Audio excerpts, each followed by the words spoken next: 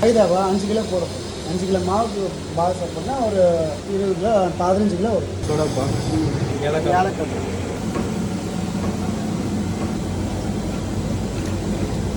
நெய் பாதி ஆயில் பாதி.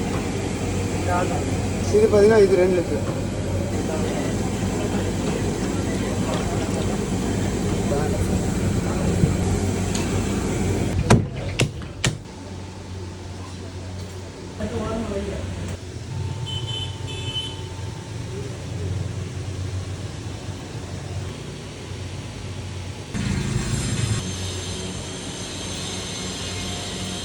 அதை அடுப்பு ஆஃப் பண்ணிட்டு தான் விடணும். கீழே அடுப்பு எரிஞ்சிட்டே இருந்துச்சுன்னா ஹீட்டு அது எழாது, வேகலை.